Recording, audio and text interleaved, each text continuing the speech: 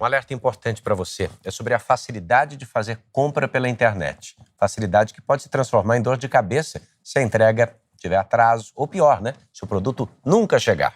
Mais de 10 milhões de reclamações relacionadas a esse tipo de problema foram registradas só este ano aqui no país.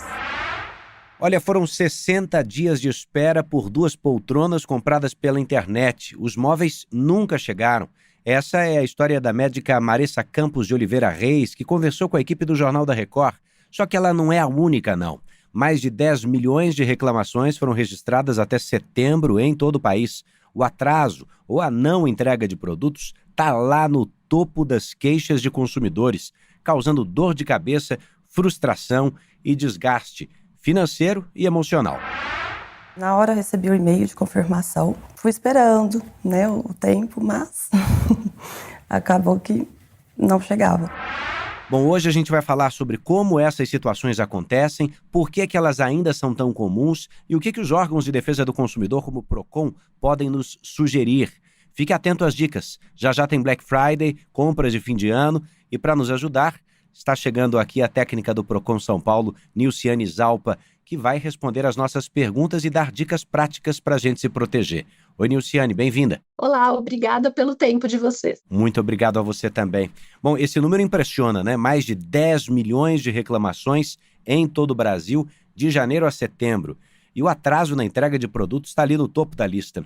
Por que mesmo com tantos registros, Nilciane, ainda vemos casos como o de Marissa acontecendo? Infelizmente, algumas empresas elas ainda atuam sem uma logística adequada, então nós verificamos muitas reclamações de consumidores, inclusive quando a compra é feita pela internet, por telefone, altas demandas, ofertas muito procuradas, isso pode causar esse tipo de problema. Além, é claro, a gente orienta os consumidores a, antes de adquirir produtos ou serviços, verificarem adequadamente as informações da empresa, como CNPJ, se possui canal de atendimento e um endereço físico para consulta. A impressão que eu tenho, Nilciane, é que as pessoas estão se deixando levar pelas redes sociais.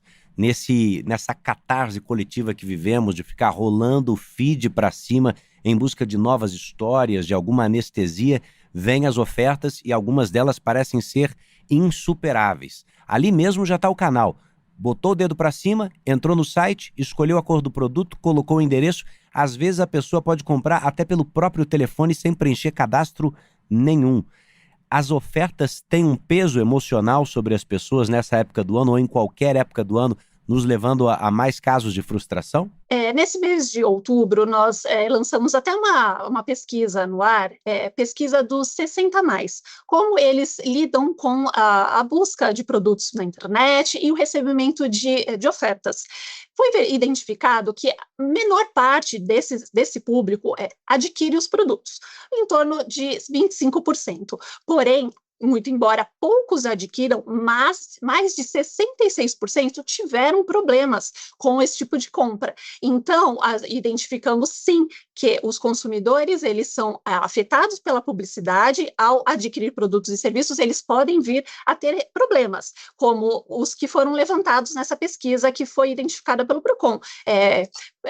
Empresas fantasmas e até a não entrega do produto, que é a pauta de hoje. Quero falar mesmo das reclamações, porque são quase 830 mil que envolvem atraso ou não entrega, segundo o consumidor.gov.br, dados da Secretaria Nacional do Consumidor.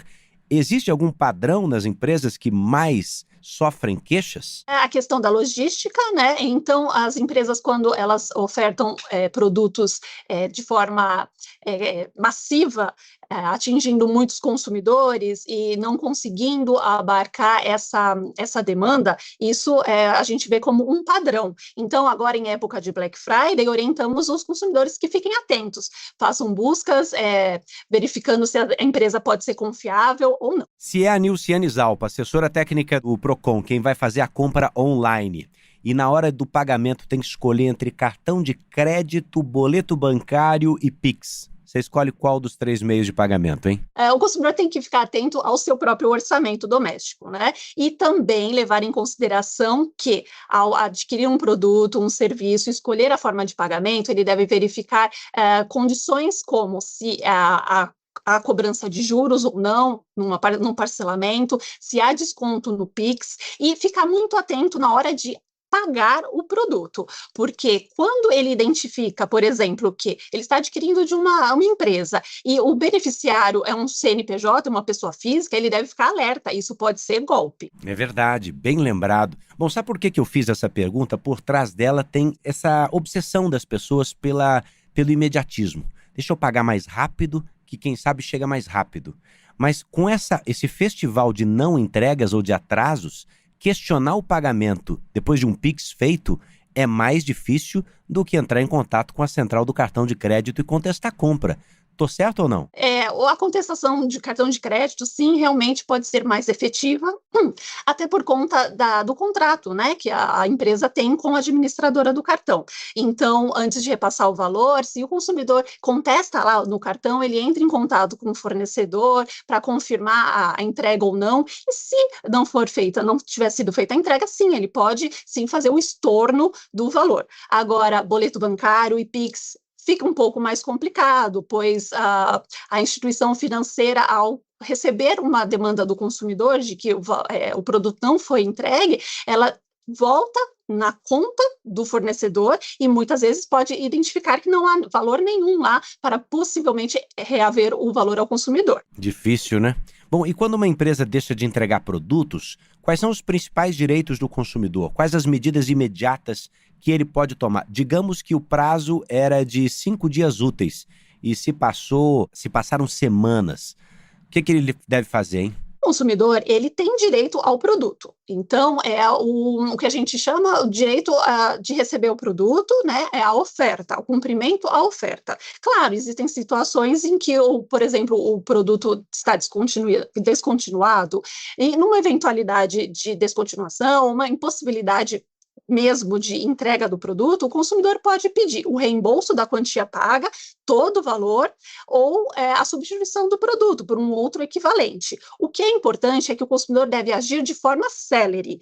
Então, se no seu exemplo, o prazo para entrega do produto seriam 5 dias úteis, no 6º dia útil, o consumidor deve entrar em contato com a empresa, tentar entender o que aconteceu e, se não receber uma resposta adequada, deve procurar os órgãos de defesa ao consumidor, por exemplo, o Procon São Paulo. Ainda falando sobre métodos de pagamento, né? Eu quero chamar de volta a nossa médica Maressa, que no início dessa edição você viu que comprou poltronas que nunca chegavam, né? Ela, sem nenhuma assistência da empresa, ela conseguiu fazer com que o banco estornasse o valor porque pagou no cartão de crédito. Vamos ouvir. Eu comecei a mandar mensagens, vi que eles não estavam respondendo, 0, era vácuo. E aí eu comecei a ficar preocupada, né? E aí foi quando eu entrei em contato com o meu banco. Bom, essa é uma estratégia, então, segura para todos os consumidores, mas é claro que eu pergunto aqui se existem situações em que o estorno não funciona. E se daí, quando não funciona o estorno, que outras medidas devem ser tomadas? Sim, eventualmente o estorno pode não funcionar, a administradora ela adota uma postura de entrar em contato com o fornecedor para confirmar se houve ou não a entrega do produto e eventualmente pode sim acabar recebendo a informação de entrega e não estornando o valor. Nesses casos, aí o consumidor ele deve sim procurar um órgão de defesa do consumidor para tentar uma conciliação ou até mesmo o judiciário. Tem muitos pedidos de conciliação em aberto em relação a esse tema, atraso ou não entrega? Tem muitos casos que ficam sem solução?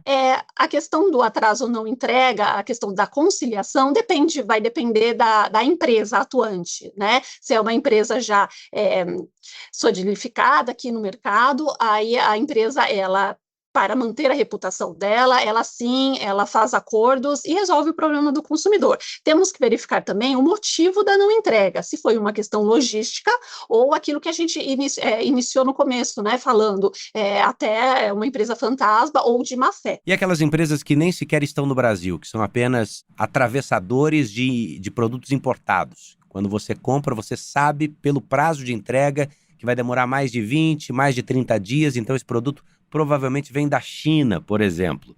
Nesses casos, É mais difícil correr atrás do prejuízo? Nós orientamos aos consumidores que sempre adquiram produtos, mesmo que sejam intermediados por empresas que possuem sede em território nacional, porque a legislação ela abarca as compras no território nacional. Então, se a empresa ela faz sim esse repasse, mas ela tem uma estrutura, ela é registrada aqui no Brasil, então, muito embora ela faça esse atravessamento de produtos vindo da China, o consumidor ele tem a certeza de que ele vai conseguir localizar um serviço de atendimento ou a empresa aqui no Brasil que é responsável pela entrega do produto e se ficar impossível essa entrega, o reembolso da quantia paga. Bom, então a gente está aprendendo juntos aqui no JR 15 Minutos que antes de qualquer compra online, você consegue respirar fundo, pensar assim, calma, não vou apertar ainda o botão, deixa eu me proteger investigando a empresa, né? Verificando CNPJ, endereço, se tem sede no Brasil, reputação, entre outros internautas. Isso realmente ajuda a reduzir riscos, né? De atraso, de golpe, não? Exatamente, é o que a gente chama da pré-compra, né? É nesse momento que o consumidor ele possui todo o poder dele. Então, ele deve verificar o CNPJ da empresa, ele deve verificar se a empresa apresenta um canal de contato. Isso já são indícios de que a empresa ela está prestando um bom serviço. Então, o consumidor também deve fazer uma busca nas redes sociais, no site do Procon, nós temos lá um link de empresas reclamadas. Antes de adquirir, pesquise preços, não fique encantado por uma proposta de é só hoje, compre agora, senão não dá mais. Né? Como você disse, é o momento de respirar, pesquisar e ter certeza de que está adquirindo de uma empresa idônea. A gente percebe também, Nilciane, que alguns setores de e-commerce, de comércio online, têm mais reclamações do que outros. Quais categorias de produtos costumam apresentar mais atrasos ou não entrega? Eu sei que você mencionou a questão da logística, a questão da reputação, mas tem uma linha de produtos que costuma sofrer mais para ser entregue? Durante o ano todo, a gente pode falar sobre itens de moda, eletrônicos, mas em datas especiais, aí os produtos eles sempre ficam, né? Por exemplo, agora na Black Friday pode ter muita questão de cosméticos, em Dia das Mães a gente tem até questão de flores, Dia dos Pais também, eles seguem essa linha. Então, em datas comemorativas, os produtos eles costumam acompanhar a demanda. Voltando a falar sobre entregas de grande distância, produtos que são importados. Às vezes você até faz o acompanhamento do rastreio do produto, do seu pedido, e percebe que ele saiu do país de origem, que ele chegou ao Brasil, mas chegando no Brasil, às vezes passa muito tempo e você também não recebe. Não raras vezes você vai descobrir que o produto foi devolvido. Que componentes há nessa conta? Tem também responsabilidade de transportadoras ou a ilicitude da chegada?